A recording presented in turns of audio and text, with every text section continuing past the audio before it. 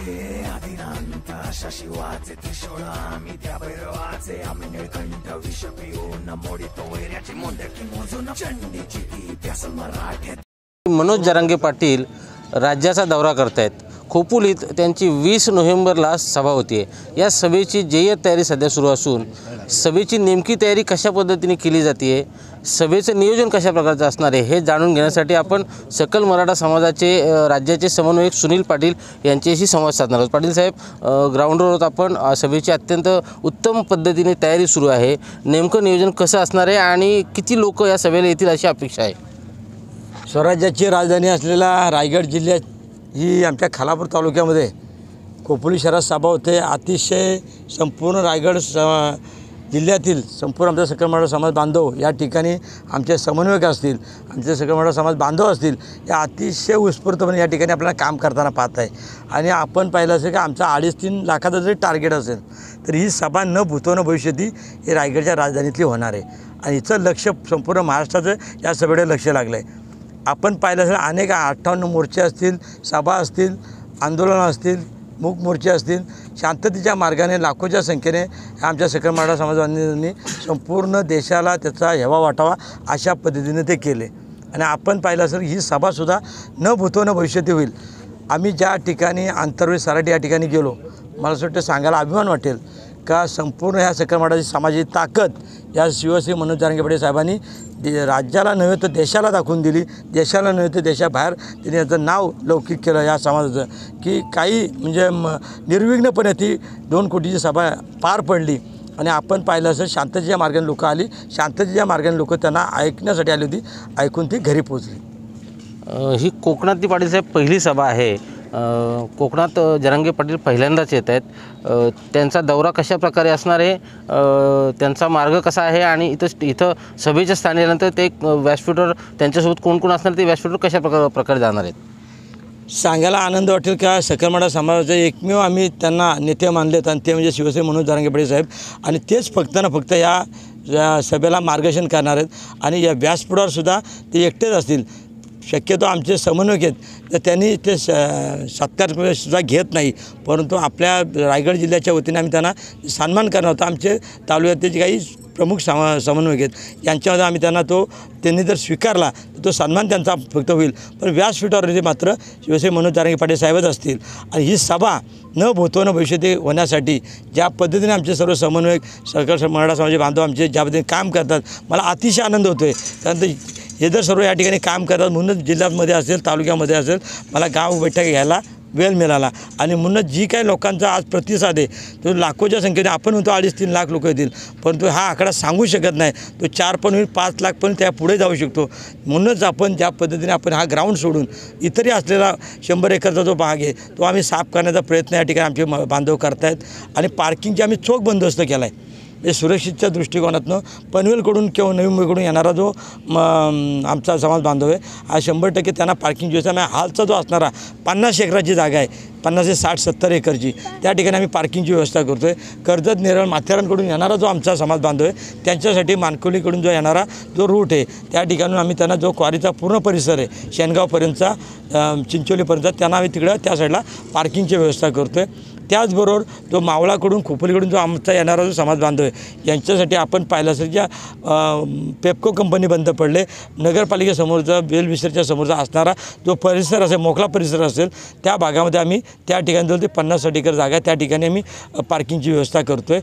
पुन्हा आमचा पेन, पाली, सुधागड, रोहा, माणगावकडून जो येणारा आमचा समाज बांधव असेल त्यांच्यासाठी आम्ही, आपल्याला माहिती असेल की शिलपाटावरून जो येणारा जो रूट आहे त्या ठिकाणी आम्ही शेडोली, चिंचोलीचा जो परिसर आहे आमचा मोकळा जागा आहेत त्या ठिकाणी आम्ही पार्किंगची व्यवस्था, प्रत्येक 5 ते 6 एंट्री असतील, त्यामधून कुठल्याच बांधवाला कुठलाही त्रास होणार नाही। शांततेच्या मार्गाने येतील, शांततेच्या मार्गाने जरांगे पाटील साहेबांचं मार्गदर्शन ऐकून जो तो आपल्या घरी जाणार आहे। परंतु इतरही समाजाने आम्हाला पाठिंबा दिला आहे।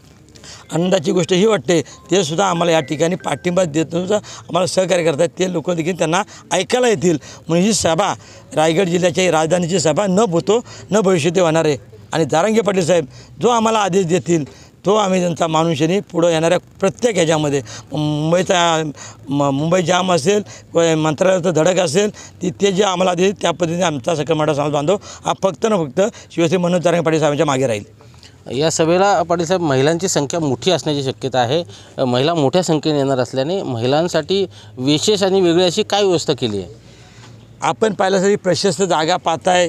शक्यतो आमचा समाजवर्ग, मी ज्या आंतरवेळीसाठी या ठिकाणी गेलो होतो, माझे काही इथे समाज बांधव देखील माझ्याबरोबर होते. परंतु आपण पाहिलं लोंढाच्या लोंढाटाही जसं समुद्र वाहतो, ज्या पद्धतीने नदी वाहते, अशा पद्धतीने लोक आमच्या समाजामध्ये त्या ठिकाणी गेले होता. कुठलीही मुंगी न मारता कुठलाही तिथं निर्विघ्नपणे ती सभा पार पडली.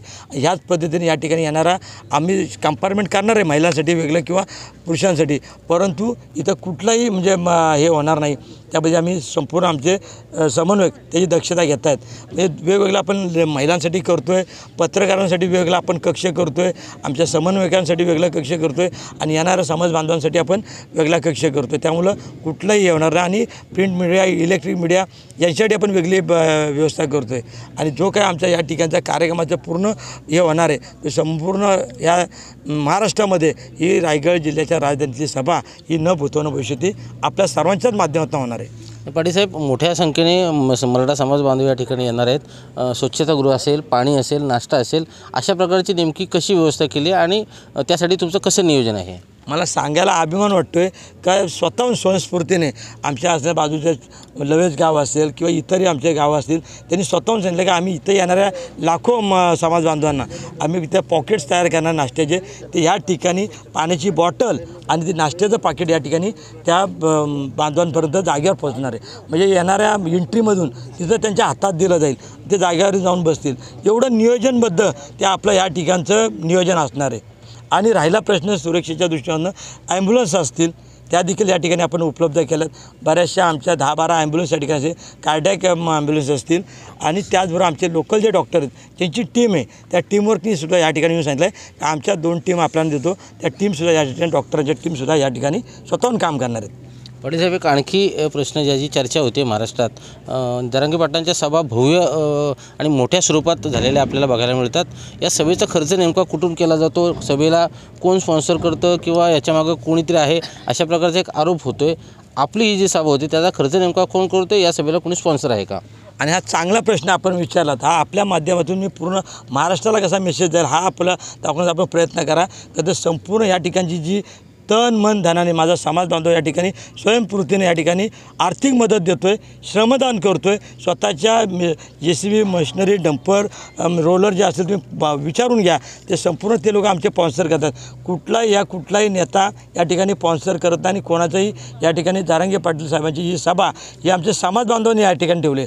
नंतर आम्ही ज्या आंतरवीर सराटीला त्या ठिकाणी गेलो, त्यानंतर आम्हालाही वाटलं की आमच्या समाज बांधवांना पण या ठिकाणी त्यांचं मार्गदर्शन व्हावं. त्याच्यानंतर त्यांची प्रकृती बिघडली उपचारानंतर, तर आम्ही हॉस्पिटलला गेल्यानंतर रायगडच्या वतीने त्यांचा जो आम्ही मान सन्मान रायगडच्या वतीने केला. आमचे बरेचसे जण माझ्यावर या ठिकाणी असलेले उपस्थित आमचे समन्वयक होते माझ्याबरोबर, परंतु त्यांनी जो सन्मान घेतला आमचा आणि त्याच दिवशी आम्हाला म्हटलं की मी रायगडात येतो आणि रायगडात ते येतात, आम्हाला अतिशय आनंद होतो आहे. पाटील साहेब, मोठी सभा आहे, पहिल्यांदाच रायगडमध्ये जरांगे पाटील येतात. रायगडमध्ये नव्हेच तर कोकणात त्यांची पहिली सभा होते. मोठ्या प्रमाणात लोक येणार असल्याने पोलिसांचा मोठा बंदोबस्त असणार आहे. म्हणजे पार्किंग असेल किंवा सभास्थळ असेल, सुरक्षेची जी काळजी ती घेण्यासाठी सज्ज असणार आहेत. आपण आपल्या समाज बांधवांना काय आवाहन कराल? कारण जर पोलिसांना समाज बांधवांनी मदत केली नाही, सहकार्य केलं नाही, विविध ठिकाणी पोलीस त्यांना अडवतील, अमुक गेटनी जा, तमुक गेटनी जा, अशा प्रकारच्या सूचना पोलिसांकडून केल्या जातील.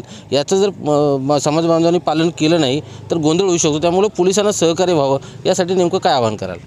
कुठे सरकार, आपण अति चांगला प्रश्न विचारलात. कारण तर संपूर्ण आपल्या माध्यमातून मी आमच्या बांधवांना विनंती करणार आहे का जशा आतापर्यंत लाखोच्या ज्या सभा झाल्या, कोटीच्या सभा झाल्या, ज्या पद्धतीने झाल्या त्याच पद्धतीने आमचे बांधव येतील.